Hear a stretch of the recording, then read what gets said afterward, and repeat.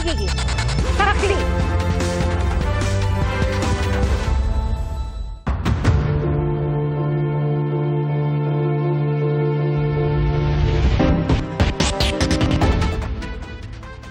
Sasailalim sa preliminary investigation ng Ombudsman ang rekomendasyon ng Independent Commission for Infrastructure na kasuhan ang 6 na personalidad kaugnay sa anomalya sa mga flood control project.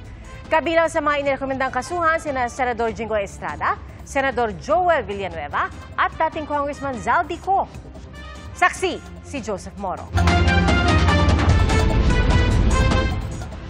6 na personalidad ang tinukoy sa bagong interim report ng Independent Commission for Infrastructure na inihain nila sa Office of the Ombudsman.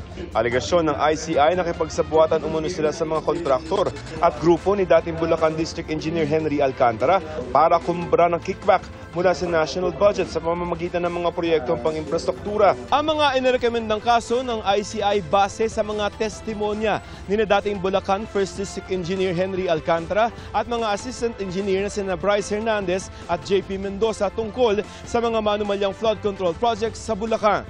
2 senador ang pinangalanan sa report, sina Senador Jinggoy Estrada at Senador Joel Villanueva na inirekomendang kasuhan ng plunder, graft, direct o indirect bribery at corruption of public officials.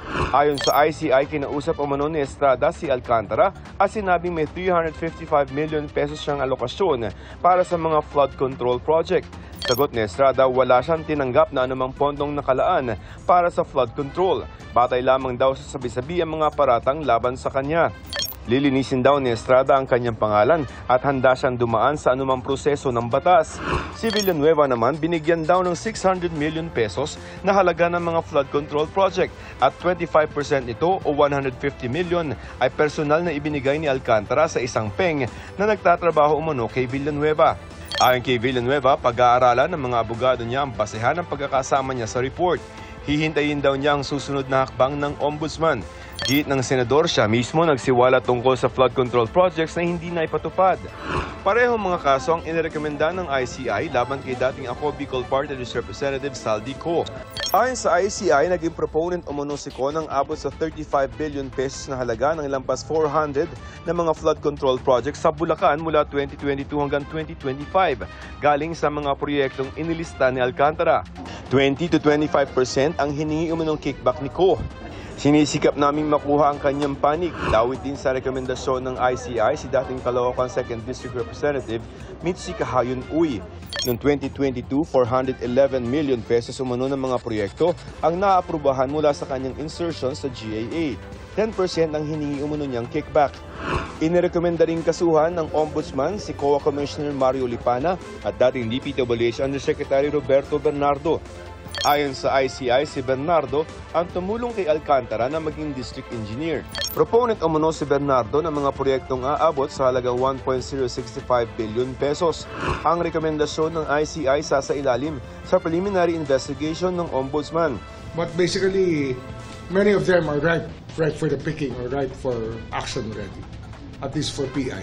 It means that most of the fact-finding has been done already by the ICI, or sometimes the fact-finding was done by the DOJ, and which makes the facts already vetted or validated already by the respective offices. So bilis. And we expect to be filing cases soon.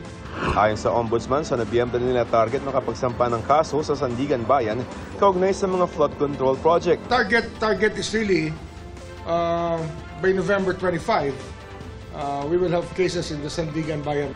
Ayon naman sa Civil Aviation Authority of the Philippines, wala na sa Pilipinas ang 3 sa mga air asset na konektado kay Ko. Kabilang dito ang 2 Augusta Westland helicopters na lumipad pa Kota Kinabalu, Malaysia noong August 20 at September 11. Ang Gulfstream aircraft naman nasa Singapore na simula noong August 16. Ayon kay DPWH Secretary Vince Dizon, alam naman natin na merong mga assets na nawala na sa bansa. Pero ang kagandahan is kahit nawala sila sa bansa, dahil hindi na sila pwedeng i-deregister sa ating CAAP, hindi sila maibebenta. Kahit nasaan pa sila, Singapore, Malaysia, at magiging subject na sila ngayon ng future forfeiture cases na ifa-file ng national government. Para sa GMA Integrated News, ako si Joseph Morong, ang inyong saksi. Patay ang isang lalaki matapos makipagbarilan sa mga pulis sa San Jose del Monte, Bulacan. Rumesponde ang mga pulis dahil sa ulat na walang habas umanong na maril sa lugar ang lalaki. Saksi, si Rafi Tima.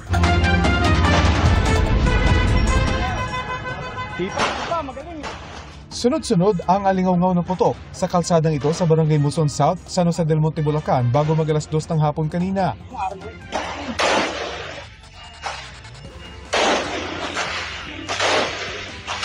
Kita ang ilang lalaking nagkukubli sa isang tricycle habang nakikipagbarilan. Sila ang mga pulis na rumisponde sa isang tawag na may isang lalaking walang habas na namamaril sa lugar. Ayan na yan! Takbo na! Ayan na! Takbo na! Boss! Boss! Boss! Ayan na! Ayan! Bukod sa mga pulis ng San Jose del Monte, Bulacan, isang tauhan ng BGMP rin ang tumulong. Sa tindi ng palitan ng putok, tinamaan ang tauhan ng BGMP. Matapos ang putukan, kitang nakahandusay na sa kalsada ang suspect na kinilalang si Kenneth Concepcion. Na-recover mula sa kanya ang isang caliber 9mm na baril, 2 magazine at 6 na live ammunition. Na-recover din sa paligid ng 17 basyon ng bala. Ayon sa isang saksi, bago dumating ang mga pulis, kita pa niyang walang habas na pamamaril ng suspect mula sa kanyang tindahan. Sa nervyos ko, pumasok na ako sa kwarto, dito sa loob ng bahay namin. Ang sabi ko sa anak ko, may namamaril, sabi ko, magtago na tayo. Itinakbo pa sa ospital ang suspect pero idineklara na siyang dead on arrival. Agad napasugod ang asawa ng suspect matapos malaman ng insidente. Nakatira daw pansamantala ang kanyang asawa sa bahay ng kapatid, ilang metro lang ang layo mula sa pinangyarihan ng barilan. Pinoproblema daw nila kamakailan ang pag-alis nila mula sa inuupaang bahay dahil wala na silang pambayad. Hindi rin daw niya alam kung saan nakuha ng asawa ang ginamit na baril. Paggabi okay naman po, nag-usap naman po kami na yung magiging sitwasyon po namin na pupunta daw po kami ulit sa upahan namin, ayusin daw po namin yung mga gamit namin. Tapos kumbaga magkanya-kanya daw po muna kami ng bahay. Pero okay po kami, hindi po kami nag-away, kaya nagtataka po ako. Hinanakit lang ng asawa ng suspect, puro sa dibdib ang tama ng kanyang mister. Hindi man lang po sila nag-warning, siya talagang tinuluyan po talaga nila. Hinihingan pa namin ng reaksyon ng San Jose del Monte, Bulacan Police. Ilang sasakyan din ang tinamaan ng bala sa insidente. Para sa GMA Integrated News, Rafi Tima ang inyong saksi. 4 ang arestado kaugnay sa pagkamatay ng isang binatilyo sa Florida Blanca, Pampanga. Pinagbabato umano ng mga suspect ang motorsiklong minamaneho ng 15 anyos na biktima kaya bumangga sa gate at tumumba. Saksi si CJ Turida ng GMA Regional TV. Sa kuhang ito ng CCTV sa Barangay Calantas, Florida Blanca, Pampanga, makikita ang ilang lalaking nakatambay sa gilid ng kalsada. At nang may paparating na 3 lalaking sakay ng motorsiklo, pinagbabato sila ng bote, tinamaan at napuruan ang ulo ng rider ng motorsiklo. Nawalan siya ng kontrol at bumangga sa isang gate sa gilid ng kalsada.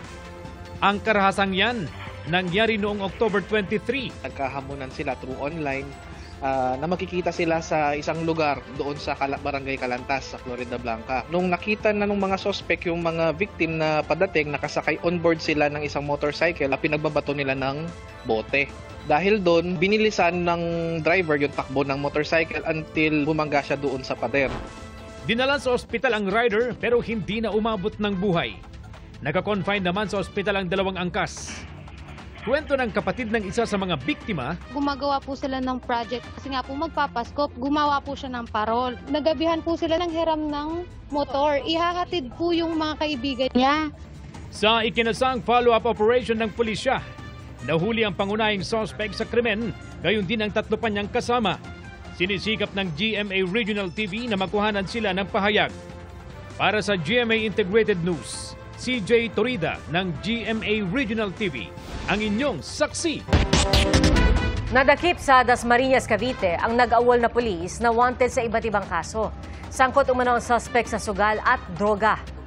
Saksi, si John Consulta, exclusive. Nang makuha ang senyas na naispatan na ang kanilang target, kumilos na ang mga tauhan ng Calabar Zone Regional Intelligence Division at mga operatiba ng Cavite PPO.